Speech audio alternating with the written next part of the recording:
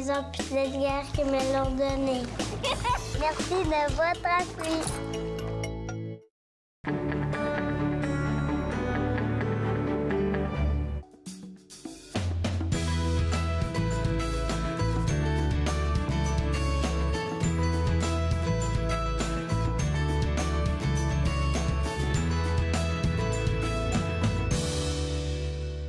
Bonjour et bienvenue entre nous exclusivement sur les ondes de TV Rogers. Je suis Claude Andrea Bonny et je me ferai le plaisir de passer la prochaine heure avec vous.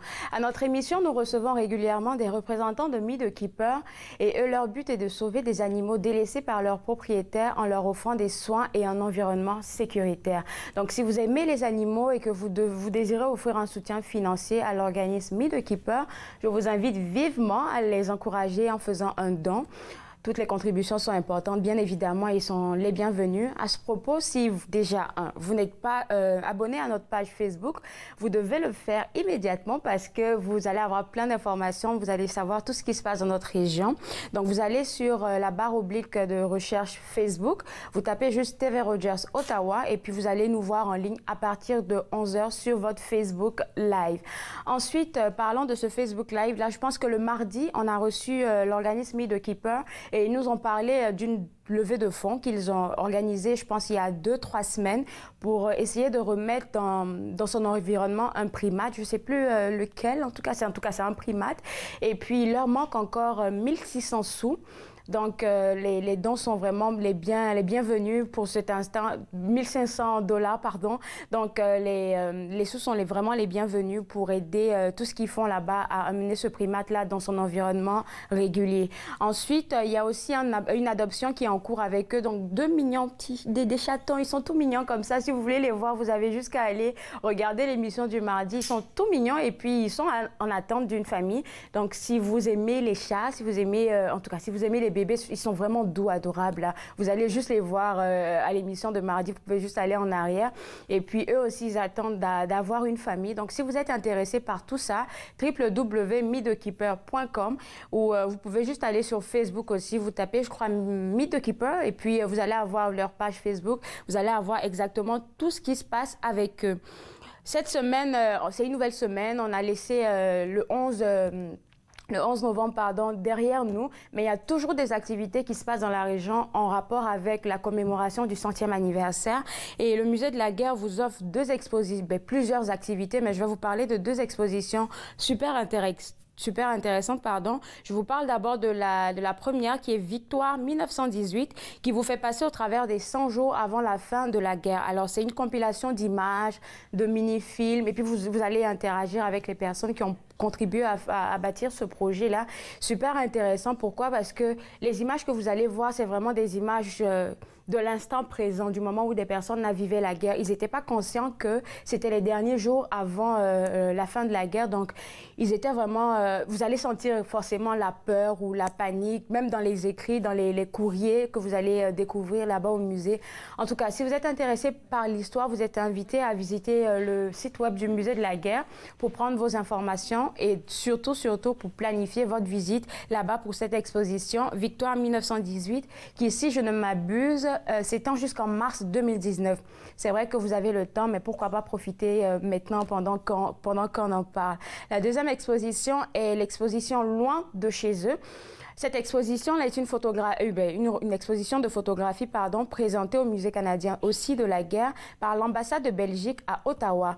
Cette exposition rend hommage à toutes les personnes on pourra appeler reléguer un peu en second plan. Quand on parle de guerre, il y a toujours des personnes, oui, on reconnaît tel nom, on reconnaît telle personne, mais il y a des personnes qui ont travaillé aussi dans le noir, en second plan, qui eux aussi ont besoin d'être honorés. Donc, comme je disais tantôt par rapport à l'exposition, la première, si vous êtes vous aimez l'histoire, vous êtes invité à aller visiter aussi cette exposition-là, Loin de chez eux, qui est une exposition qui est présentée là maintenant. Donc, si vous voulez avoir des renseignements concernant cette exposition et préparer aussi votre visite, vous devez aller sur le site web qui s'affiche à l'écran maintenant. On va parler maintenant je vais vous parler du MIFO qui eux aussi, ils ont terminé avec la commémoration. D'abord, c'était la semaine passée. Eux, ils sont déjà en plein dans les fêtes là. Et pour l'occasion, ils vous proposent une dégustation de vin et de mousseau. Donc, ça sera le vendredi 23 novembre à 19h au MIFO. C'est parfait pour le temps des fêtes, là, parce qu'il y aura un sommelier qui sera sur place. Vous saurez quel vin ou quelle boisson, quel mousseux vous devez apporter à vos invités durant le dîner. Et puis, vous pourrez même vous flatter de connaître un peu les vins, parce que là, vous aurez toutes les informations nécessaires pour recevoir vos hôtes exactement comme il le faut pour le temps des fêtes. Ça se passe le vendredi 23 novembre, je répète, à 19h au MIFO. Il y a aussi un banquet de Noël qui s'en vient avec le MIFO une semaine après, donc le vendredi 30 novembre à 17h30, pardon. Et là, c'est vraiment un repas de fête. Un repas de fête, il y aura la boisson aussi, de la bonne boisson, du vin et tout ce que vous pouvez imaginer pour un beau réveillon. Et aussi, Gabriel nous a fait savoir qu'il y aura de la danse. Donc, c'est le moment de partager un petit moment en famille, de vous mettre déjà dans le bain des fêtes, parce que 30 novembre, on est déjà en décembre, qui dit décembre, on est déjà rendu à la fête de Noël.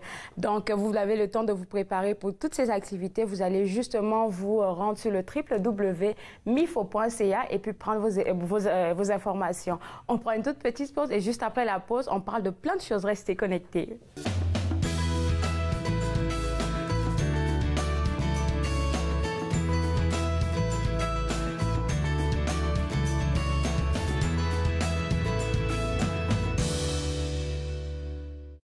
À la prochaine émission d'Émergence, je reçois Ginette Gratton, que vous connaissez sans doute, qui nous parle de son implication communautaire et de sa passion pour les gens d'Ottawa.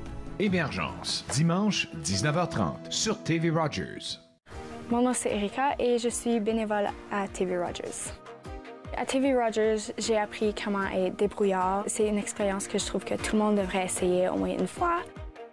L'ambiance à TV Rogers, c'est quelque chose d'extraordinaire. J'adore comment que tout le monde est chaleureux et ils acceptent tout le monde. Donc moi, je dirais, essaye le stage à TV Rogers. J'ai attendu une autre année, puis vraiment, j'aurais dû le faire plus tôt. Je suis vraiment reconnaissante aux anciens combattants qui ont créé les amputés de guerre puis qui ont participé à son développement puis à son essor. Une centaine d'années pour les amputés de guerre, ça veut dire beaucoup de choses. Pour moi, ça représente un peu la fraternité qu'on a entre les personnes amputées. Moi, ça m'a permis, plus jeune, de découvrir que j'étais pas la seule à être comme ça, sans un bras, une jambe. Et ils m'ont aidé évidemment à avoir mes prothèses parce que j'en ai eu beaucoup jusqu'à maintenant. Puis pour les donateurs, on doit leur dire un gros merci, évidemment. Merci de nous permettre de vivre notre vie. Cette semaine, on rencontre l'auteur et conteur M. Marc Scott qui va nous parler de la maison d'Anna. Soyez des nôtres. Viens que je te raconte, mercredi 19h30 sur TV Rogers.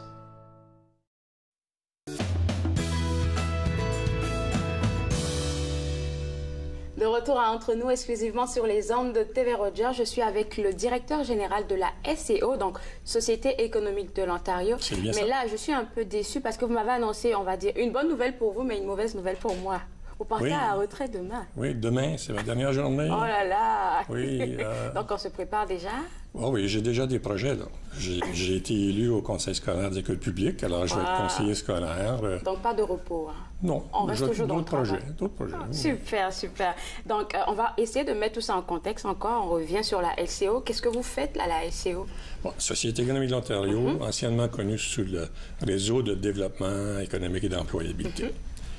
Qui fait partie d'un réseau national. D'accord. On est financé par le gouvernement fédéral. Puis notre but, c'est de faire la promotion du développement économique dans la communauté francophone. Nous, dans notre cas, c'est l'Ontario. D'accord. Chaque province a une organisation comme la nôtre. Alors, partout en province, même les territoires. Alors, la francophonie, on est là pour appuyer les francophones, les entreprises francophones. Puis au Québec, il y a un équivalent, mais pour les anglophones. Ah, d'accord. Alors, ça, c'est une de nos fonctions. Puis l'autre, on parlera tout à l'heure, c'est tout le volet d'immigration, parce qu'on a aussi, on est impliqué beaucoup dans le domaine de l'immigration. OK. Et puis, c'est vraiment ce dont on veut parler aujourd'hui. Comme on en parlait tantôt, je crois qu'il y a quelques jours, on a célébré la semaine de l'immigration. Oui, on vient de célébrer. Puis il y a eu beaucoup d'activités un peu partout. Le gouvernement fédéral a fait des annonces. C'est naturel, mais je pense que ça enchaîne beaucoup avec d'autres activités qu'on a mis en place dernièrement. OK. Et là, à la SCO, qu'est-ce que vous faites spécifiquement concernant l'immigration? Dans le moment, on a 3 différents projets. Donc, notre projet traditionnel, c'est de travailler avec le ministère de l'Immigration, avec des conseillers en ressources humaines. Puis notre travail, c'est de rencontrer les nouveaux arrivants qui sont qualifiés et qui cherchent des emplois. Alors, on travaille avec eux pour, les préparer à pouvoir prendre un emploi quelque part. 2, on cherche des emplois pour eux aussi.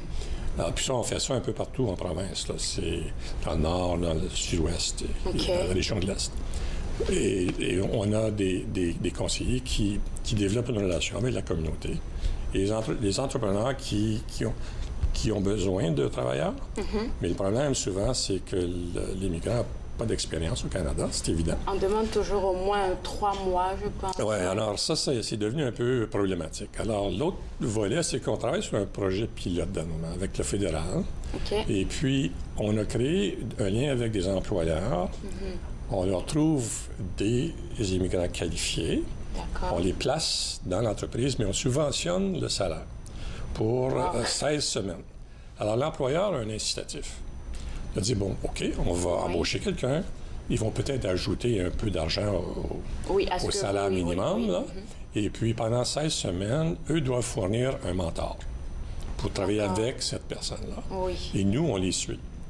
Et puis, on rencontre l'employeur, on discute avec eux.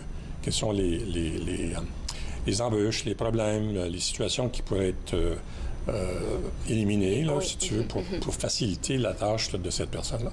On espère, à la fin des 16 semaines, naturellement, que la personne va rester. Mais à la fin du 2 ans, c'est un projet de pilote de 2 ans, le gouvernement va faire une analyse des données statistiques. Et puis déterminer si peut-être ce genre de programme-là devrait être établi partout au Canada ou ailleurs au Canada. Fait que c'est vraiment un projet pilote. Alors, nous, on place, dans le moment, là, 2 cohortes de 10 personnes, puis probablement 30 par le temps qu'on va avoir fini.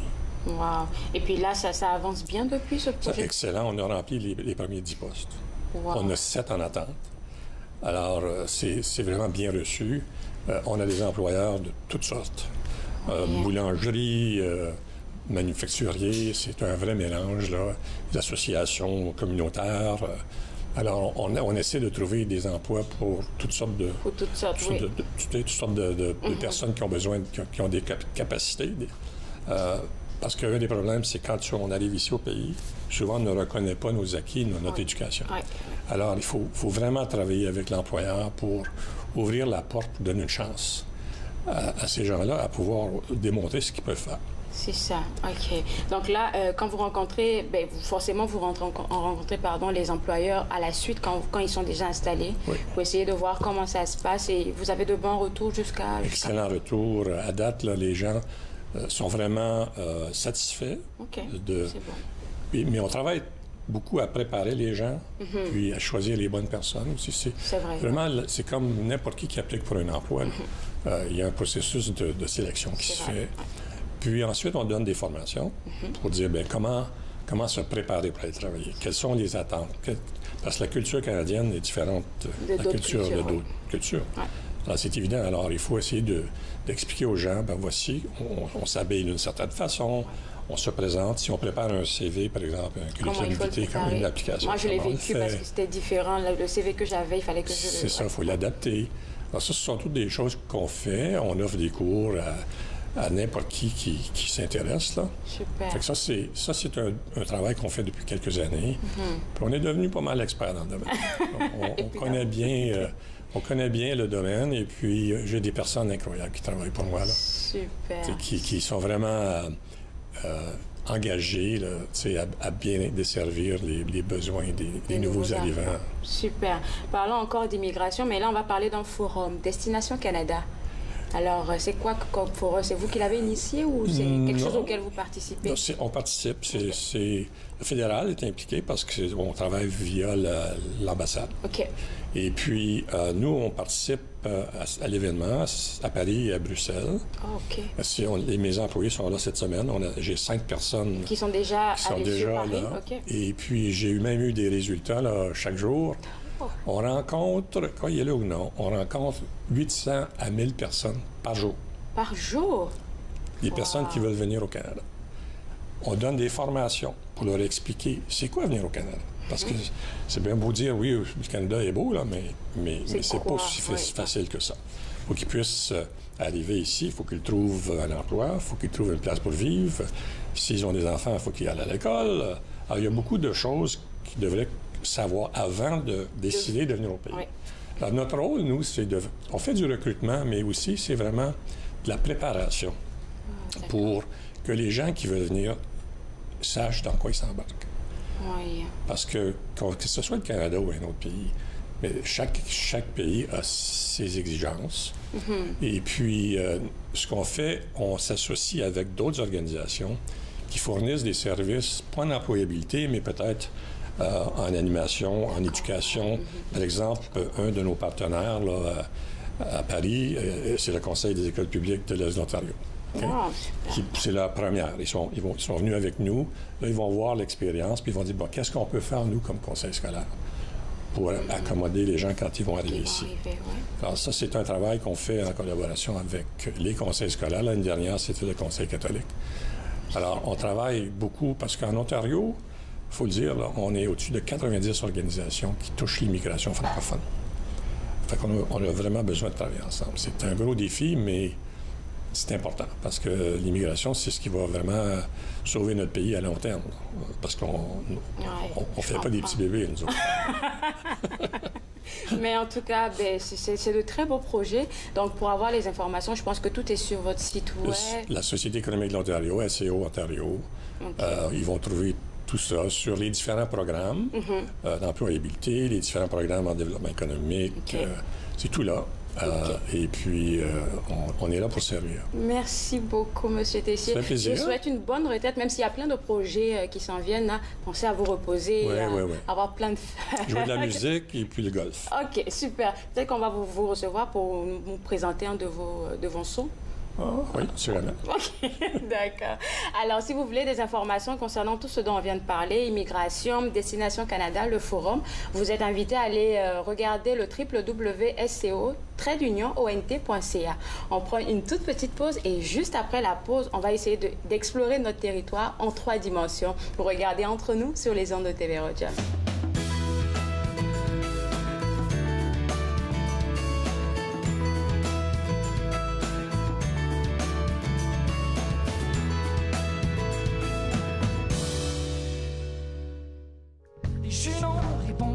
Colère, mon maudit gros jaloux. Non mais là vas-tu te taire? Qu'est-ce que t'as à envier le Billy Love?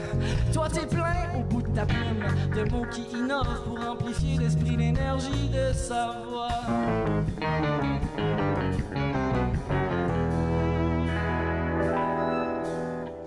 Cesse donc te plaindre, sinon pour te je t'enlèverai tes figures de style, car la jalousie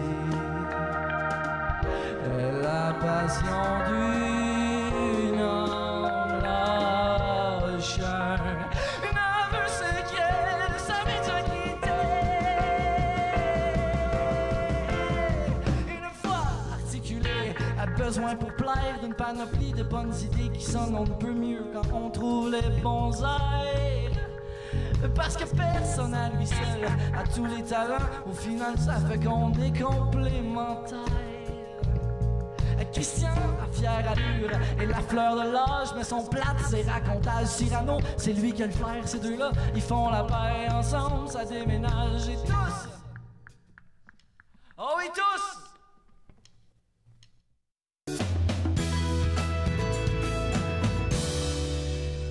De retour à Entre nous, exclusivement sur les ondes de TV Rogers, je suis avec M. David Bélanger du Centre canadien de cartographie et d'observation de la Terre.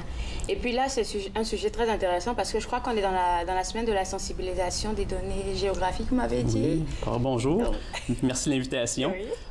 Oui, effectivement, c'est la semaine de la sensibilisation des données géographiques, des données géospatiales un peu partout dans le monde. Puis nous, à Ressources naturelles Canada, on souligne aussi l'événement. Puis une des façons de le faire, c'est de venir expliquer ce qu'on fait, de venir vulgariser notre travail. Exactement. Et puis, d'abord, vous travaillez, vous êtes gestionnaire au Centre canadien de cartographie et d'observation de la Terre. C'est ça. Qu'est-ce que vous faites là-bas comme travail? On fait beaucoup de choses. On fait des données géospatiales, donc des données essentielles pour la cartographie. Les cours d'eau, les lacs, les réseaux de transport, réseaux routiers, réseaux ferroviaires. On fournit du support aussi, de la recherche pour tout ce qui est imagerie satellitaire. On gère des antennes satellites pour recevoir les signaux des satellites pour l'observation de la Terre. Alors, un paquet de choses qu'on fait comme ça. Puis nous, spécialement, notre équipe, on est responsable des données. Donc, l'eau, comme je vous ai dit, les réseaux de transport, mais aussi la représentation des données en 3 dimensions. C'est ce dont on va parler aujourd'hui. Oui, c'est mon projet. Et vous êtes le gestionnaire du projet. Le gestionnaire du projet. C'est quoi comme projet? D'abord, notre objectif, c'est d'avoir une représentation de très haute résolution pour l'ensemble du territoire. Donc, on utilise différentes technologies pour y arriver. Parce que là, ça a évolué beaucoup au cours des dernières années. Fait qu'on a différentes techniques. On collabore beaucoup avec les provinces aussi. On ne pourra pas faire ce travail-là sans eux. Les municipalités qui distribuent gratuitement leurs données. Donc, on prend ces données-là, on les intègre dans nos systèmes, puis on peut apporter une meilleure...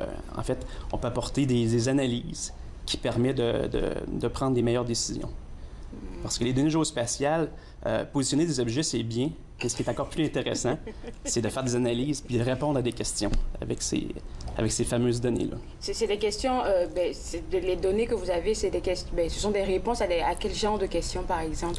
Bien, par exemple, imaginez, vous avez vos récepteurs GPS dans vos véhicules ou souvent dans nos téléphones intelligents maintenant.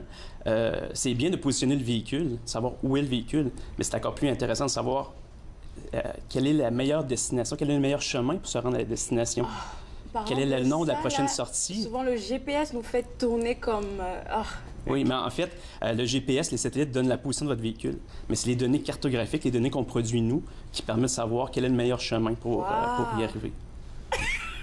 C'est un exemple, mais des exemples comme ça, il y en a dans tous les secteurs d'activité. On peut supporter un ensemble d'activités au gouvernement du Canada, mais aussi au niveau des citoyens, parce que tout ce qu'on produit, systématiquement, se retrouve dans les données ouvertes. Donc, dans nos portails web, les gens peuvent télécharger la donnée, peuvent prendre ces données-là, puis faire de nouvelles applications, innover. Ça stimule l'innovation pour la protection du pays, l'évolution des applications géospatiales, la grandeur du pays. Donc, on a parlé des cours d'eau, on a parlé de plein d'affaires, on va dire de quoi? C'est pas la forêt, je vais dire, mais en tout cas du verre, mais ça veut dire qu'il y a beaucoup de personnes qui travaillent dans différents blocs avec vous. Hein? Oui, absolument. Nous, on est là pour supporter les activités du gouvernement. Vous venez de parler de forêt. Ce qui est intéressant avec les nouvelles technologies, je pense que j'ai une image qui va vous présenter ça. C'est que maintenant, les technologies, on embarque des capteurs sur des avions, sur des hélicoptères, sur des drones même. Puis on envoie des signaux, des faisceaux laser. C'est exactement ça ici. Donc, on positionne le senseur sur l'appareil, donc l'avion ici, en l'occurrence. On envoie un faisceau laser. Puis ce faisceau laser-là va passer à travers le couvert forestier. Donc, on va savoir exactement qu'est-ce qui se passe au sol. Donc, il n'y a plus de surprise maintenant. On va pouvoir mieux planifier l'aménagement forestier, donc les chemins forestiers. Ça a complètement révolutionné le monde de la foresterie. Donc aujourd'hui, les gens peuvent mieux planifier la création de chemins, les inventaires forestiers. Aujourd'hui, ça nous permet aussi de savoir le volume de forêt qui existe, puisqu'on est capable de calculer la hauteur des arbres, donc la dimension aussi des arbres. Sur le territoire du Canada. La dimension même des arbres avec cet appareil-là? Absolument, puisqu'on a les données vont au sol, puis on a aussi le dessus des arbres.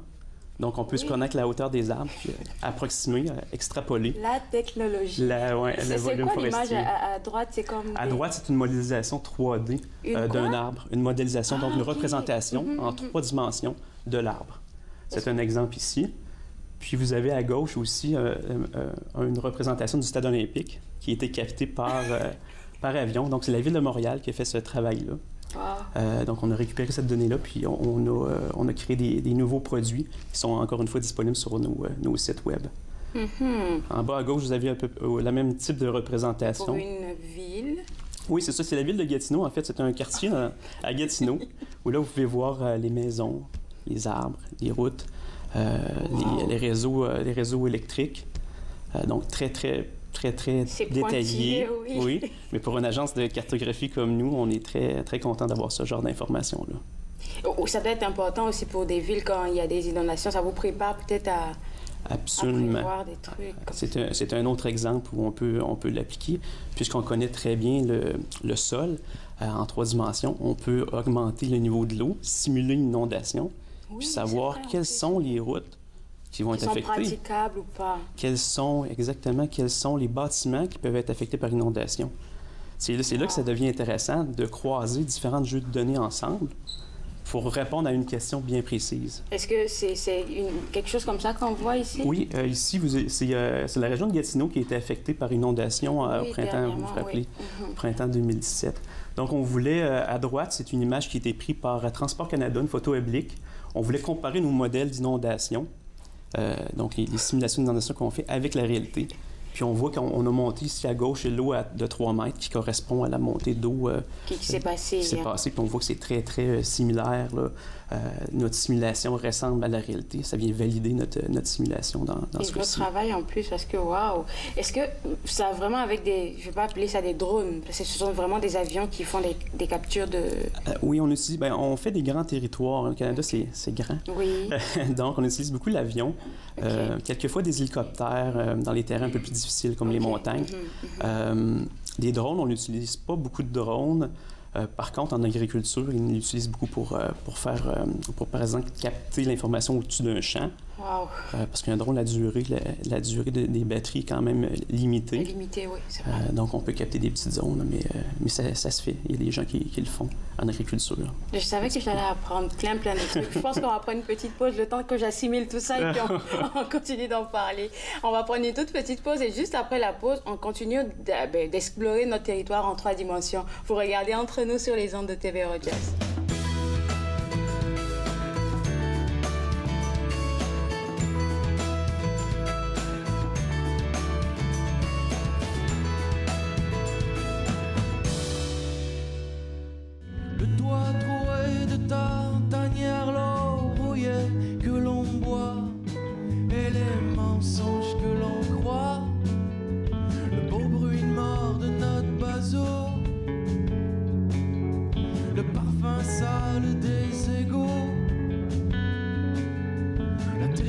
Plainte d'un vieux loup, les larmes d'un faux,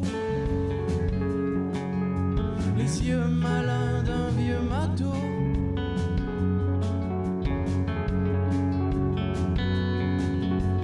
Dis-moi ce qui te fracasse, les choses qui te menacent, les longues nuits d'hiver et les clés qui se cachent, les plastes qu'on arrache, les mots polis que tu connais par cœur,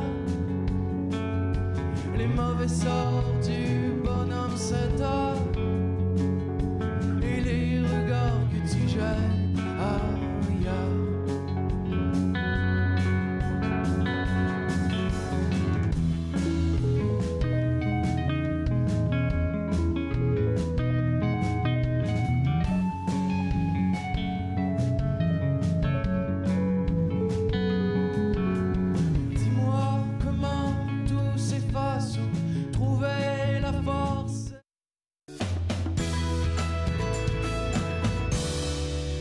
De retour à Entre nous, exclusivement sur les ondes de TV Rogers. Je suis toujours en exploration du territoire en 3 dimensions. Tout ce dont on avait parlé dans le premier bloc, ça avait rapport avec le projet du Nord, je crois. C'était plus au sud, le LIDAR. Bon, plus au sud, aéroporté par avion. Au sud, c'est plus facile d'aller en avion qu'au nord. Au nord, c'est un terrain un peu plus éloigné. On utilise une autre technique pour pouvoir cartographier en 3 dimensions. D'accord. L'Arctique. La technique, c'est? C'est l'image satellitaire. Ah. Donc, c'est beaucoup plus grand. Oui, absolument. J'ai une image ici. Donc, on utilise en fait ce qu'on appelle l'autocorrélation. C'est un mot un peu long. Autocorrélation d'imagerie satellitaire. Qu'est-ce que c'est? Donc, à partir de 2 images qui se superposent, on est capable de créer un modèle, encore une fois, une représentation en 3 dimensions du territoire. OK. Vous voyez à droite, c'est ce qui a été produit par... ici, c'est un satellite optique, donc un satellite qui voyage à peu près à 700 km de la Terre, capte des images satellites, puis on utilise ça pour des terrains un peu plus éloignés. C'est une technologie qui ne permet pas de passer à travers le couvert forestier. Mais pour le nord, c'est parfait puisqu'il n'y a pas beaucoup de végétation. C'est ce qu'on utilise dans notre stratégie pour aller cartographier en 3 dimensions l'Arctique canadien. Est-ce que ce sont des satellites canadiens ou internationaux? C'est des satellites, c'est Digital Globe. En fait, c'est une collaboration. C'est un projet américain. D'accord. Donc, un projet qui s'appelle Arctic DM, qui est supporté par la National Geospatial Intelligence Agency, qui est une organisation américaine. Donc, eux autres, ils produisent un modèle numérique à 2 mètres. Donc, très, très bonne résolution pour nous. Puis, nous, on a collaboré avec l'Université du Minnesota, qui est en charge de la production. On leur a donné de la rétroaction, on leur a indiqué les endroits où c'était problématique. Ils ont amélioré leur production, leur système de production. Puis là, eux aussi, ils sont ouverts. Oui, oui, on a une très, très bonne collaboration. On discute souvent ensemble. Puis maintenant, bien, cette donnée-là est offerte via leur portail. Donc, nous, on va intégrer cette donnée-là, c'est ce qu'on est en train de faire, intégrer cette donnée-là dans nos données, la rendre un peu plus conforme aux données canadiennes, parce qu'on a certaines spécifications qu'on doit respecter au Canada. On les améliore aussi un petit peu avec nos données hydrographiques que je vous ai parlé. On vient aussi s'assurer qu'il n'y a pas de problème au niveau des lacs et des rivières dans l'Arctique. Avec nos données. Donc, ça vient d'une collaboration aussi internationale, parce qu'on fait partie de l'infrastructure spatiale, des données spatiales de l'Arctique, avec d'autres pays, la Suède, la Finlande, la Russie, les États-Unis, Groenland et Danemark, je crois. Puis, les Américains ont demandé la rétroaction des pays des agences cartographiques dans les différents pays, dont nous, le Canada. Donc, c'est pour ça qu'on collabore avec eux, pour ce produit fantastique-là. Pour avoir de très belles images comme on a maintenant. Et puis, concernant le projet du Nord, c'est ça, du Nord, parce que c'est beaucoup plus dispendieux. Qu'est-ce qu'on ressort de ça? Bien, au niveau des formes géologiques, c'est extraordinaire. On voit plusieurs phénomènes géologiques qu'on ne voyait pas auparavant. Alors, on est capable de voir ce qu'on appelle, par exemple, les escarres, qui sont une forme... les escarres? Les escarres, oui, qui est une forme géologique et qui renferme du matériel très important qui permet, par exemple, de faire des routes au nord. Donc, les géologues sont très friands de ce genre d'informations-là. Puis là, aujourd'hui, je dois vous avouer qu'on est à l'aube d'une évolution technologique importante un peu partout dans le monde, mais aussi en géomatique, qui est l'intelligence artificielle. Donc, il y a beaucoup de gens qui se penchent sur ce sujet-là pour pouvoir extraire de façon automatique différents phénomènes cartographiques. Donc, sans intervention de l'homme, maintenant, on est capable de faire certaines choses. OK. Et puis là, tous les données que vous avez, c'est vrai que vous avez dit que tout le monde a accès à ça sur les différents sites. Oui. Mais à qui vraiment est-ce que ça sert? Ça sert à faire quoi spécifiquement? Bien, ça peut servir à tout le monde. Comme je vous ai montré des magnifiques images, bien, ces images-là sont disponibles. Si quelqu'un veut avoir une représentation 3D déjà préfet, ça c'est un exemple du territoire, bien, ces images-là, vous pouvez les télécharger. Et puis, vous pouvez faire vos propres présentations si vous voulez, mais ça sert aussi à stimuler l'innovation. Je vous ai parlé des géologues, par exemple, au Nord. Bien, il y a des universités qui téléchargent ces informations-là puis qui développent des nouveaux processus, des nouvelles analyses qui permettent de faire ce travail-là. Et qu'est-ce que c'est que ça? C'est un autre exemple d'application. Ce qui est bien, c'est de montrer à quoi peuvent servir ces données-là. Bien, c'est un autre exemple. C'est tout exploratoire pour l'instant. Mais ici, on voulait vérifier le potentiel solaire. Vous voyez en rouge à gauche, en haut à gauche, ici, c'est des toits de maison que vous voyez là, en 3 dimensions. Donc, en ayant les toits de maison comme ça, on a des processus automatiques qui permettent d'extraire ce qu'on appelle l'empreinte du bâtiment. Donc, de forme rectangulaire du bâtiment. D'accord, pour savoir quelle forme, qu'est-ce que ça? Exactement. Puis de pouvoir extraire à partir de ces empreintes-là les formes de toit en 3 dimensions.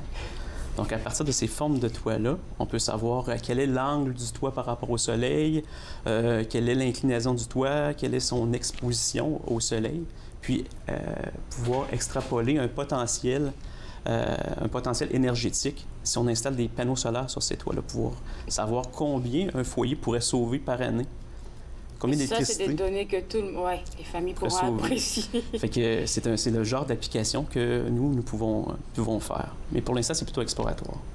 Wow. Donc, en tout cas, on a le projet du Sud, on en a parlé, le projet du Nord. Il y a forcément d'autres innovations peut-être qui s'en viennent avec vous, des choses auxquelles vous pensez. Bien, j'ai une autre image aussi qui peut être très intéressante pour vous donner un exemple. C'était l'image où on voyait les réseaux hydrographiques puis les réseaux hydrographiques, le 3D. Les lacs et tout. Oui, c'est ça.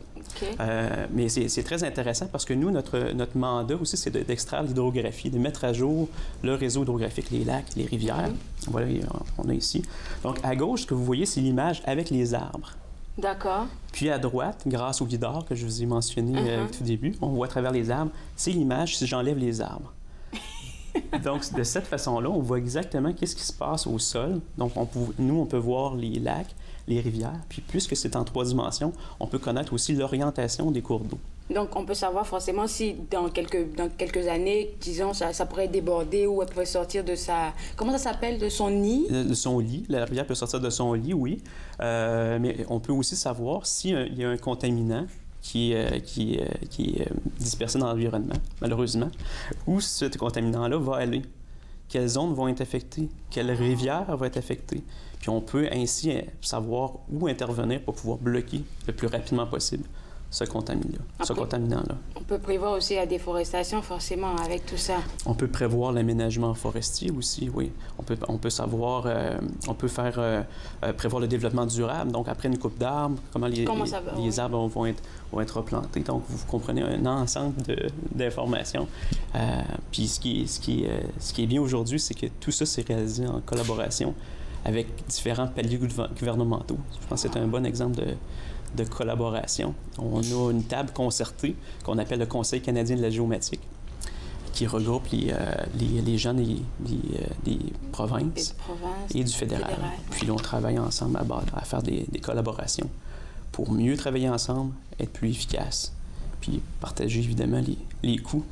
Super beau travail. Moi, j'ai hâte que vous reveniez encore à l'émission pour nous parler de nouvelles choses parce que c'est poignant, c'est très précis parce que quand j'ai vu l'image par rapport à l'inondation, c'était vraiment prévu, c'était exactement ça. Donc, beau travail à vous. J'espère vous revoir, comme je disais, pour d'autres informations dans ce genre-là. Super intéressant. Oui, merci beaucoup.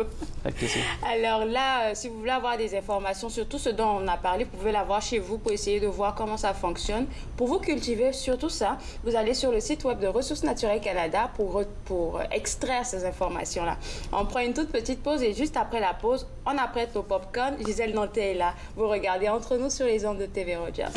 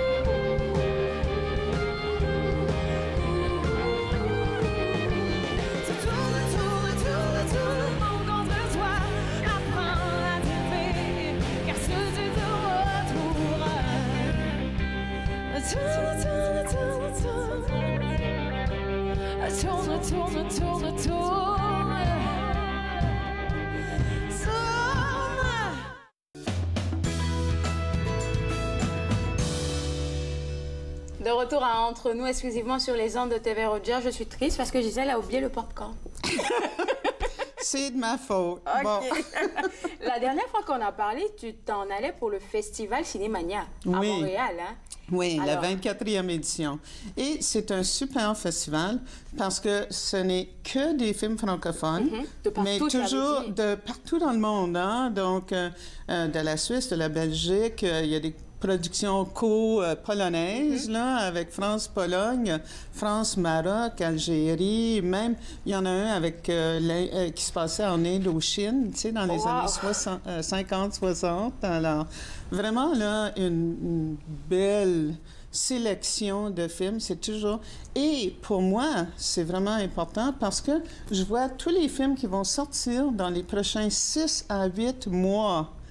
Donc, je les ai déjà vus, je peux me documenter, je peux préparer mes critiques d'avance, puis il y avait puis, Dieu merci, il y a des comédies. Parce qu'en novembre...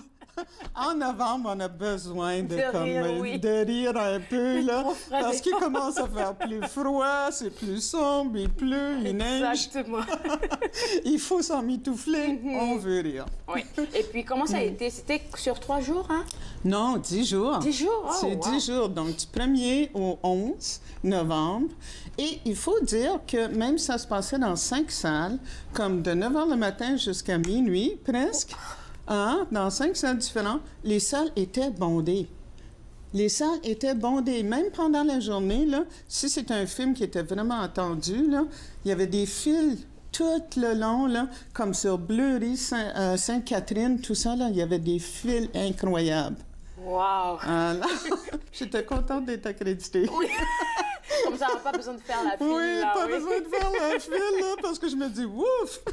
Et puis là, il y avait des prix gagnants, des films qui sont alors démarqués. Oui, et il faut dire que moi, j'adore le cinéma impérial. C'est un vieux théâtre avec des gros fauteuils en velours rouge, le théâtre, tu sais. Et donc, oui, j'en ai vu. Je pense que j'en ai vu comme une quarantaine. Oh, mon Dieu! Mais là... Alors, le prix du public est allé au Grand Bain de Gilles Lelouch. Gilles Lelouch, c'est un acteur qui est très comique, tu sais. C'est un bon acteur. Il a fait des drames, il a fait des comédies. C'est le meilleur ami de Jean Dujardin, qui a vraiment de la gueule, donc, tu sais. Et ici, le Grand Bain, donc, ils ont fait la première dans la grosse piscine du club sportif. Dans une piscine. Alors, comme tu vois, c'est 7 hommes qui ont toutes sortes de problèmes, hein, puis qui vont à la piscine là, pour se déstresser. Et puis, finalement, ils rencontrent des amis, ils vont apprécier à se connaître, et ils décident de former une équipe de nage synchronisée, masculine. Donc, nage synchronisé masculine. Puis tu les vois, là, ils se pratiquent. Mais ils ont comme entre 30 et 60 ans, là. Ils ont tous des problèmes différents. Certains financiers, familiales, ils sont séparés, ils vivent des stress. Et leur entraînante, c'est 2 femmes, donc Virginie et Fira, qui sont des anciennes championnes de nage synchronisé. Alors là, ils vont les faire courir. Tu sais, c'est vraiment un genre de feel-good film, là, où ils vont... Premièrement, ils vont se mettre en forme, ils vont se faire un groupe d'amis, puis ils vont même aller... Et là, vous voyez Virginie et Fira, qui est leur coach. Donc, c'est 2 femmes qui faisaient équipe de nage synchronisé. Et... là, alors vous voyez, mais quand ils se présentent à des compétitions, c'est fou parce que eux, tu sais, ils n'ont pas des physiques comme par exemple, il y avait l'équipe d'Allemagne, là, c'était toutes là, des gros biceps, des gros six-packs, là. Et regarde, eux autres, il y a même un rocker qui a un vieux rocker qui a des grands cheveux, là. Et qui a la difficulté à mettre ça dans son masque. Dans son casque, pardon. Alors, ce film-là a gagné le prix du public, alors, évidemment. Le prix du public fait que ça a été voté avec... Oui, ça a été voté parce que les gens, à la sortie de chaque film, on vous donne un billet. Puis, si toi, tu as aimé le film que tu as vu, mais tu peux revoter pour un film que tu as déjà vu. Ah, OK. Alors, si tu penses, non, j'aime plus appuyer ce film-là, donc ça l'a gagné haut la main. Et je pense que faire une présentation comme ils ont fait la première dans la grosse piscine du club sportif, là. Ah, alors, OK. ils ont installé des écrans. Alors, il y avait plein de nageurs qui étaient là pour voir le film. Oui, pour voir de quoi ça parle. Alors, c'était vraiment... Et ce film-là est à l'affiche au Cinéma Neuf. Alors, si vous voulez voir du male bonding dans la piscine... Et rire comme toi. et rire, puis faire de la nage synchronisée masculine. OK, alors, donc ça passe quand? Alors, ça passe dès maintenant. Ça joue dès maintenant. Ça va jouer au moins 2 ou 3 semaines encore au Cinéma Neuf à Gatineau. OK, super. Et oui, moi, j'ai trouvé que c'était vraiment un feel-good film. Ça fait du bien. Je vois les larmes dans tes yeux. Ben, parce qu'ils ont toutes sortes de problèmes. Il y en a qui sont pas beaux physiquement. Tu sais, ils sont plutôt enveloppés, là. Puis il y en a qui ont des problèmes de cheveux. Puis il y en a qui ont toutes sortes de... Alors, c'est vraiment là, un film agréable. Et en plus, le réalisateur Gilles Lelouch était là. Il était... Oh! Oui, il était là parce qu'il jouait dans d'autres films aussi. Alors, il a présenté son film. C'est bon, ça! Il était à l'entrée de l'Impérial. On pouvait lui parler. Puis ensuite, il a fait questions et réponses. Là. Il a fait une période de questions ensuite. Et il a raconté des histoires cocasses là, sur le tournage. Parce qu'évidemment, il fallait que ces hommes-là, ils se mettent en forme. Là. Oh, vraiment? Super! Il y a des personnages qui étaient comme déprimés. On va prendre une toute petite pause et juste après, on parle d'un nouveau festival dont Gisèle va nous parler et plein d'autres films. Vous regardez Entre nous sur les ondes de TV Rogers.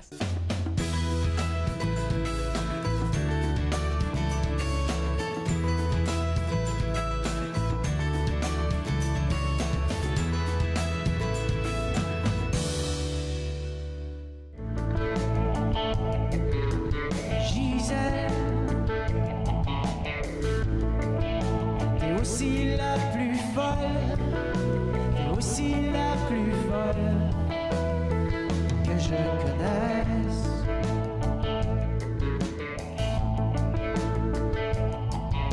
Mais Gisèle, t'as les plus beaux seins, t'as les plus beaux seins que j'ai vus.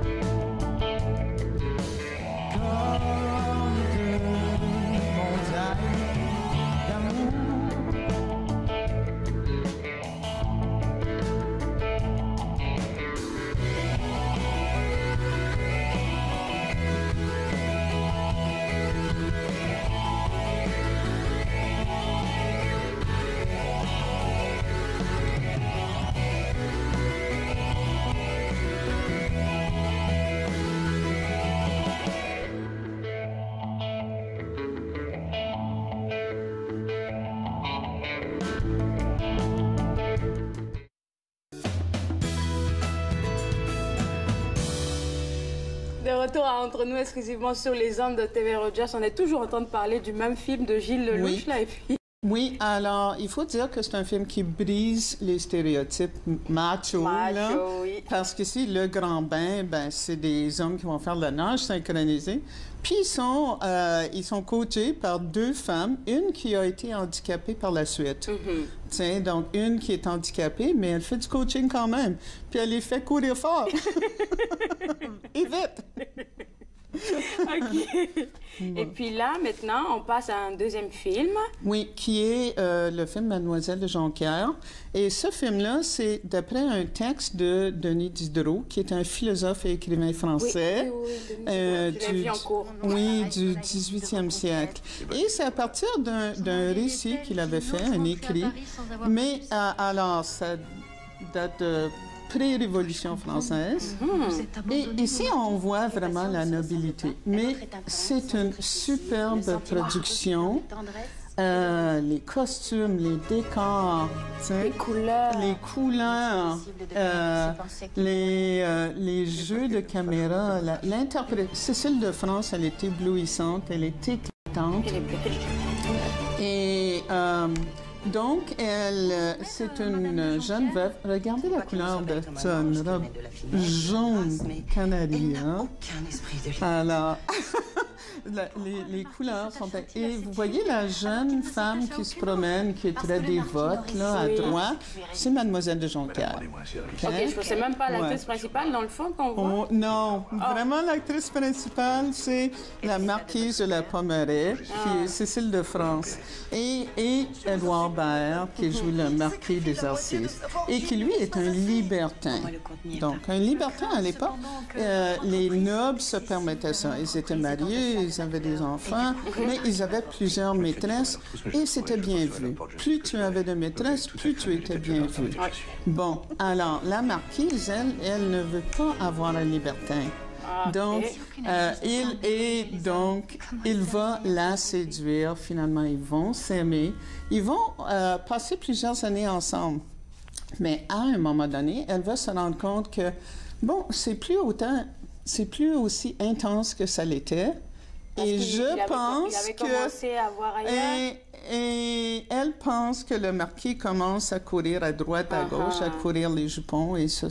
Et donc, elle met fin à leur relation. Elle dit, je veux de l'amour, je veux du bonheur. Au 18e siècle, là? Oui. Oh, okay. Donc, elle dit, et donc, ils vont se séparer, mais ils vont rester amis. Parce que vraiment, ils se respectent l'un l'autre. Okay. Et lui, il ne peut pas croire qu'elle lui dit de s'en aller. Alors, il va faire ça. Et puis ensuite, mais là, elle va se venger. Elle va manipuler des choses. Il y a une intrigue et elle va finir par se venger. Mais on ne sait pas qui aura le dernier mot. Oui, hein, parce que c'est ça que, le livret que tu m'as envoyé, ça dit aimer, séduire, manipuler, intriguer, se venger. Oui, alors il y a beaucoup d'intrigues et on n'est pas sûr comment va se porter cette vengeance-là, comment elle va l'exécuter.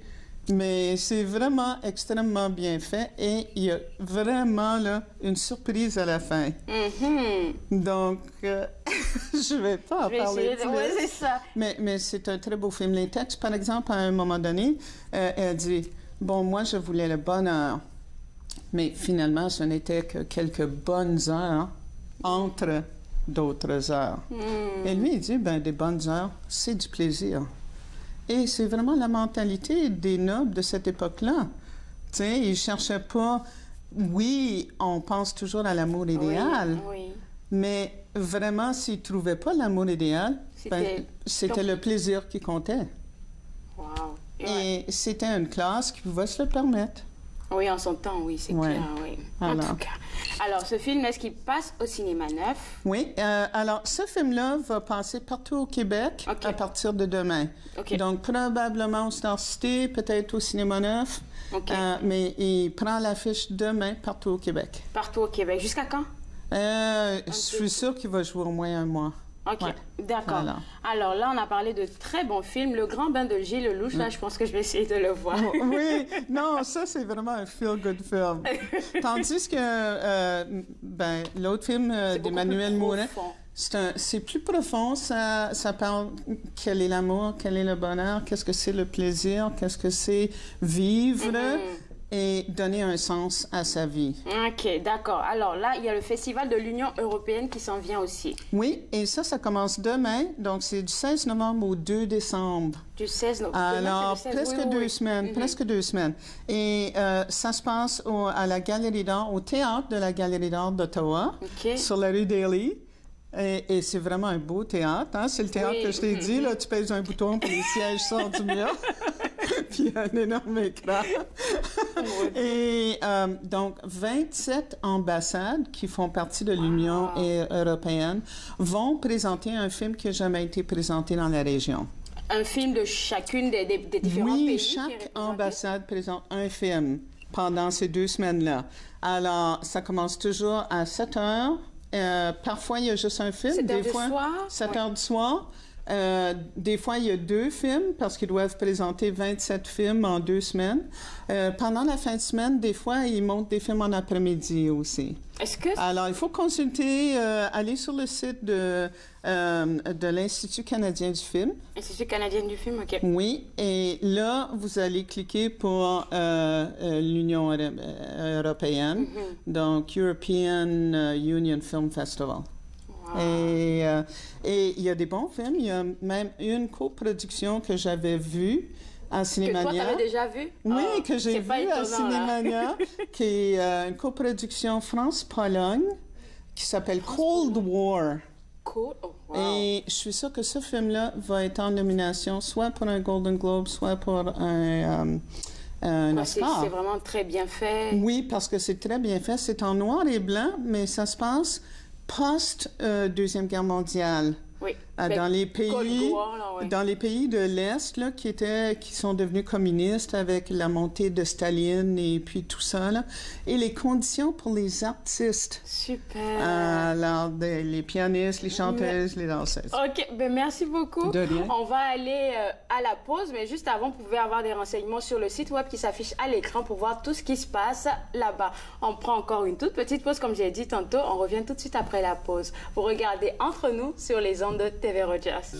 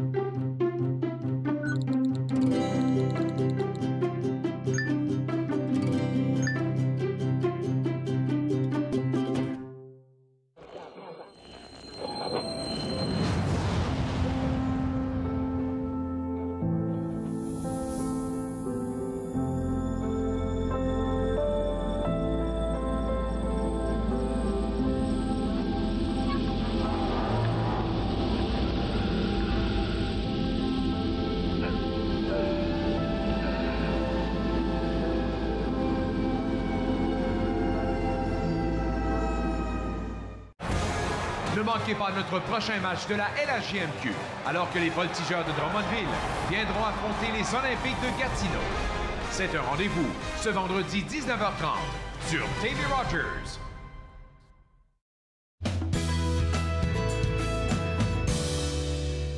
De retour à Entre nous, exclusivement sur les ondes de TV Rogers. À cet instant, on fait quelque chose d'extraordinaire avec l'équipe d'Entre nous. On a Pierre, notre bénévole, qui fête aujourd'hui un âge extraordinaire de 80 ans. Est-ce que Pierre, tu peux venir avec moi?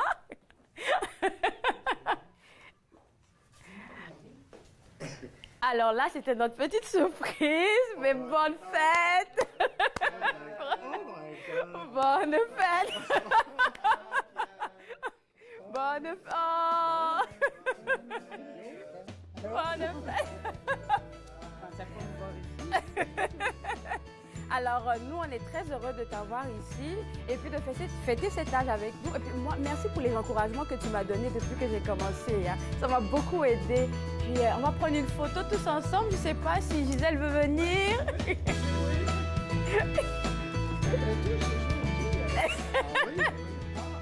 C'était la vedette. Ah oui? Alors là, ben, qu'est-ce que ça te fait, toi?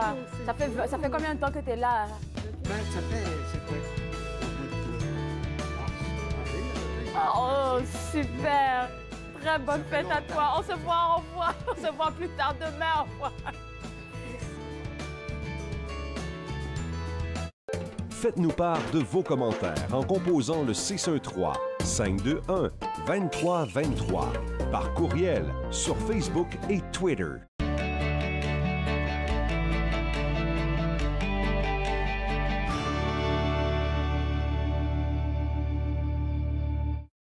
Bonjour, je suis Dustin Jihu, je suis un bénévole pour TV Rogers. TV Rogers m'avait appris à vraiment être une meilleure personne d'équipe, puis aussi de me déjeuner un petit peu parce que j'avais du trouble avant avec des personnes, mais maintenant c'est plus comme je suis plus confortable juste être avec des personnes. Quand j'ai commencé le semestre, j'ai pris des bons amis, puis c'est facile de faire des amis quand vous travaillez ensemble, puis vous allez pour la même chose.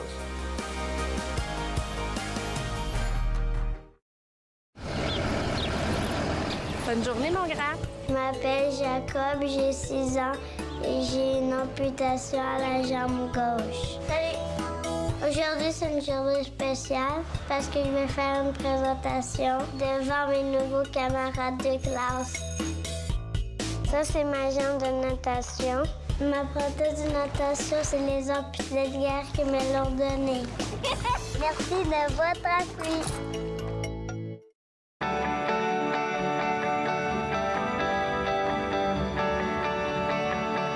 Vous regardez TV Rogers, Ottawa.